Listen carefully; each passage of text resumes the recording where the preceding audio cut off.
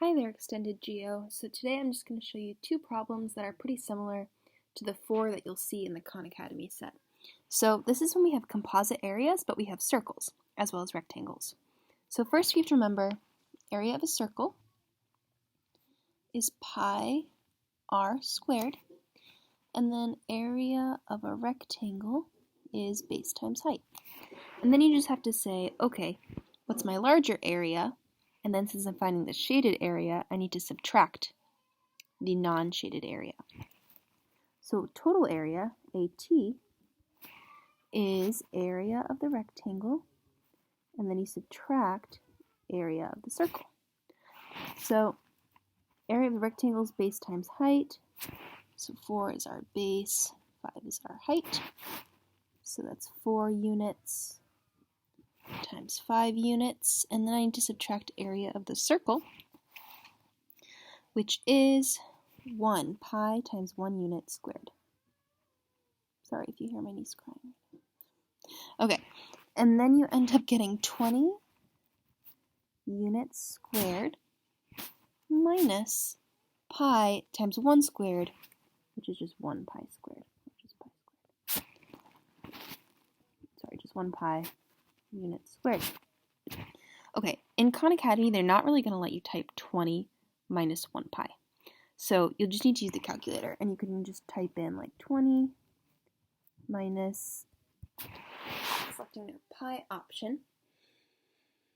And then since pi is approximately 3.14, this is approximate, so I'll use the squiggly lines. We end up getting 16.86 units squared. I think as long as you round to the nearest tenth, you'll be fine, but we'll do the nearest hundredth to be safe. So this is if you have a rectangle, and the circle is smaller. Circle's inside it. That's why we took the rectangle and subtracted the circle. Okay, for the second one, now I have a circle on the outside, and then I have a rectangle on the inside. So that means my area total is going to be the bigger thing. Circle is the bigger thing minus the smaller thing. Rectangle is on the inside, so I'm taking the whole area of the circle and then I'm taking out the rectangle. So this is going to be pi r squared minus base times height. Now let's say they gave you the diameter instead of radius. Just note that area of a circle could also be pi d squared over 4 because a diameter is twice the size of a radius, or you could rewrite that as pi times d over 2, all squared, so you can like divide by 2 first and then square it. Any options for diameter. Anyways, here I'm given a radius of 5 versus the diameter would have been 10. So I have pi times my radius, which is 5 centimeters squared, minus my base, which is 4, my height, which is 2 centimeters. So then I end up getting 25 pi centimeters squared. By convention, we write the number before pi, minus 8 centimeters squared. And this is where you're going to have to use a calculator because they're probably not going to want to let you type in pi and then subtract something. So I'm getting out my handy-dandy calculator.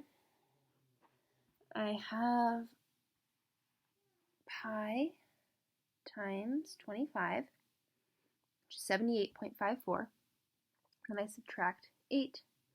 I end up getting 70.54 centimeters squared. Alright, the only type of problem I didn't show here that you might see is if you have a circle inside of a circle. So let's say we had a radius outer, we had a radius inner. You might see something like that. Then your area total is going to be area of the outer circle minus area of the inner circle, which would be pi r outer squared minus pi r inner squared. And then your final answer will actually be in terms of pi. So let's say r outer was 10 and r inner was, it's reasonable here, 4. units, then we would end up getting pi times r outer squared, 10 units squared, minus pi times r inner, 4 units squared. So that would just be 100 pi centimeters squared minus 16 pi centimeters squared. And you would end up getting 100 minus 16, which is your 84 pi centimeters squared. This time you actually do have a pi in your answer. It's exactly pi, because these both had pi in them. So if you have two circles, that means pi can stay in your answer. Or you could probably multiply by 3.14, and it would be a decent approximation. All right, good luck.